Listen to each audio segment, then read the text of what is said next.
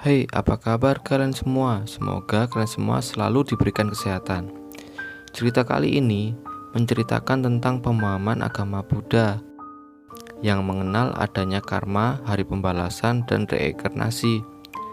Setiap orang yang meninggal akan disidang di neraka dalam waktu 49 hari. Kalau bisa melewati 7 sidang itu, arwah itu bisa kembali hidup, atau dengan kata lain bisa berreinkarnasi. Apapun yang kita lakukan di dunia sekarang akan dipertanggungjawabkan di akhirat nanti. Gak usah berlama-lama lagi, kita mulai alur ceritanya. Cerita dimulai dari seorang pemadam kebakaran yang bernama Kim, yang meninggal karena terjatuh saat sedang menyelamatkan seorang anak saat kebakaran. Kim yang tak tahu bila dia sudah meninggal, kemudian didatangi oleh Han dan Dok Chun. Mereka berdua adalah malaikat pendamping buat Kim saat menuju ke akhirat. Mereka berdua menjelaskan bahwa mereka bertugas untuk membela dan menemani Kim di 7 sidang akhirat nanti. Dok Chun senang karena Kim adalah arwah mulia. Kim meninggal karena untuk menyelamatkan orang lain. Kim pun panik karena belum sempat bertemu ibunya. Sesampainya di akhirat, Kim dapat melewati gerbang dengan mudah dan bertemu dengan Gangrim, pemimpin wali akhirat Kim. Sampailah mereka di neraka pembunuh. Dok Chun menjelaskan kepada Kim akan melewati 7 pengadilan di 7 neraka. Pengadilan yang harus dilewati adalah pengadilan pembunuhan, kemalasan, ketidakjujuran, ketidakadilan, pengkhianatan, kekerasan, dan ketidaksolehan. Dan semua itu akan dinilai oleh Raja Yongra.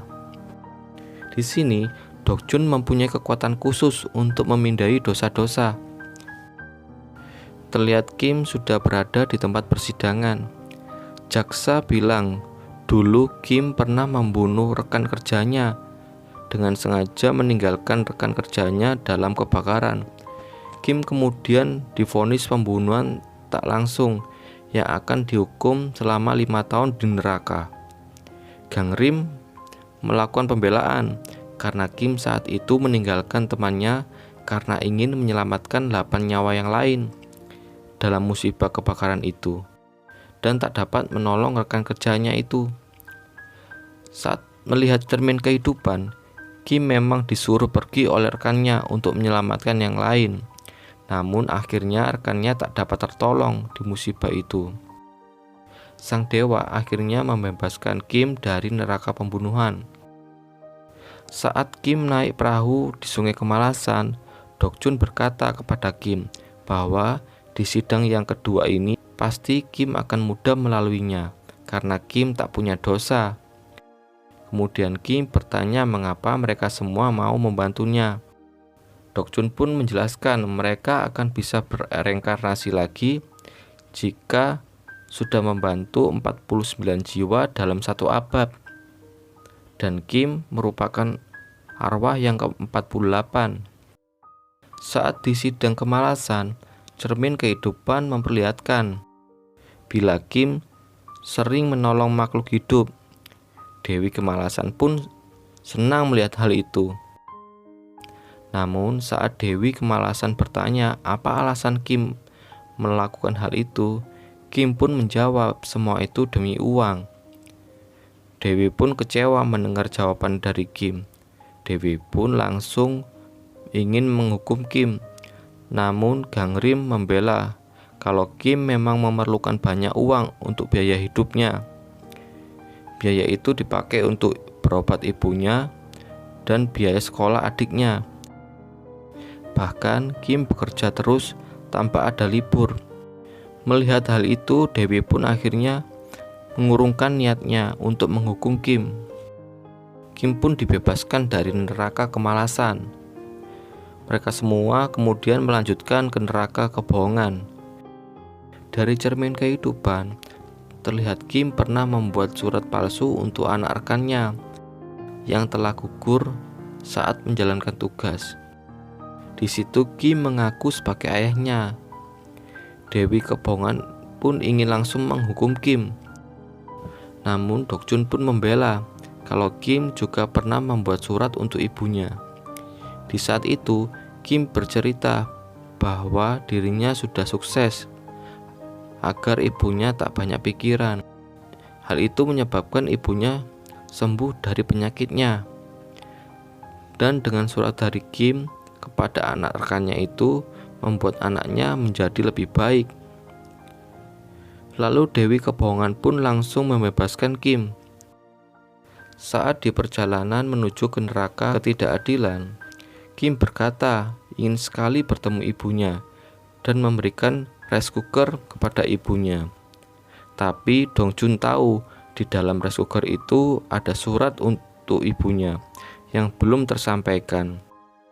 Kemudian Dangrim datang dan memberitahu bahwa ibu Kim sekarang sedang sehat, tapi adik dari Kim telah meninggal dan menjadi arwah penasaran karena masih mempunyai dendam. Saat itu adik Kim tak sengaja tertembak oleh rekannya saat berjaga. Saat memasuki neraka ketidakadilan, mereka bertiga hampir tertimpa longsoran gunung es. Untung saja ada kereta gantung yang menyelamatkan mereka. Akhirnya mereka bertiga naik kereta gantung. Kim kemudian melewati neraka pengkhianatan tanpa sidang, dan mereka akhirnya sampai di neraka kekerasan. Di sidang itu, cermin kehidupan menampilkan Kim sedang memukuli adiknya. Padahal adiknya saat itu sedang kurang gizi karena miskin. Setelah memukul adiknya, Kim kabur tanpa pernah pulang ke rumah. Dewi pun langsung menghukumnya. Tapi Gangrim meminta untuk dilakukan sidang gabungan. Lalu Dokjun pun bilang ke Dewa Kekerasan. Dewa pun menyetujuinya. Saat perjalanan ke neraka abadi, Kim menjelaskan bahwa dia ingin membunuh semuanya termasuk dirinya sendiri karena Kim merasa hidupnya sangat miskin dan tak ada harapan untuk hidup karena ibunya yang sakit, adiknya yang kurang gizi dan ayahnya tak ada. Tapi Kim mengurungkan niatnya itu dan memilih untuk pergi dari rumah. Saat sudah sampai di neraka abadi, jaksa kemudian membacakan dosa dan Raja Yongra pun langsung memutuskan hukuman untuk Kim. Namun untuk kesekian kalinya, Dokjun memberikan pembelaan dan memperlihatkan cermin kehidupan, dan terlihat bahwa ibu Kim tahu bila Kim ingin membunuhnya. Kim pun menyesal di situ. Raja Yongra berkata bahwa ibu Kim telah mengubur ingatan pahitnya dan berharap anaknya pulang. Kemudian Kim memohon ampun atas dosa-dosanya. Di tempat yang lain, adik Kim masuk ke mimpi ibunya dan berkata bahwa Kim selama ini bekerja mati-matian demi menghidupi ibu dan adiknya dan tak mau pulang karena merasa bersalah atas perbuatannya saat itu. Lalu ibu Kim menjawab bahwa semua anaknya tak bersalah dan ibunya sangat mencintai mereka. Raja dan jaksa melihat hal itu langsung berpikir dan memutuskan bahwa Kim tidak berdosa karena telah mendapat restu dari ibunya, dan raja segera akan mereinkarnasi Kim. Kim yang mendengar hal itu berterima kasih kepada Dokjun karena selama di neraka dia selalu membelanya.